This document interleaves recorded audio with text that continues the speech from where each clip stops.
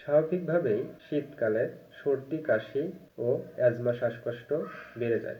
বিশেষ করে শিশু ও বয়স্কদের ক্ষেত্রে এগুলো বেশি হয়ে থাকে। সুতরাং শীতকালে শিশু ও বয়স্কদের একটু সাবধানী হতে হবে। বিশেষ করে সকাল ও বিকেলে গরম কাপড় পরতে হবে যাতে করে ঠান্ডা না লাগে। এছাড়াও ঠান্ডা খাবার থেকে বিরত থাকতে হবে এবং বাচ্চাদের ধুলাবালি থেকে দূরে রাখতে হবে। বড়রা যদি ধুলাবালির মধ্যে কাজ করে অবশ্যই মুখে মাস্ক ব্যবহার করতে হবে। এছাড়াও যে খাবারগুলো খেলে সর্দি কাশি অ্যাজমা শ্বাসকষ্ট বেড়ে যায় অবশ্যই সেই খাবারগুলো এড়িয়ে চলতে হবে। হালকা সর্দি কাশি অবহেলা করা যাবে না। হালকা সর্দি কাশিতে সঠিক চিকিৎসা নিতে হবে। তা না হলে পরবর্তী সময় হালকা সর্দি কাশি থেকে মারাত্মক নিউমোনিয়া ও অ্যাজমা শ্বাসকষ্ট হতে পারে। বয়স্ক বৃদ্ধ যারা হাটে বাজারে যান তারা অবশ্যই মুখে মাস্ক ব্যবহার করবেন।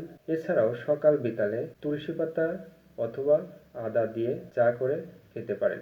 এতে করে সর্দি কাশি থেকে যেমন মুক্ত থাকা যায় তেমন করে অ্যাজমা শ্বাসকষ্ট কমে আসে।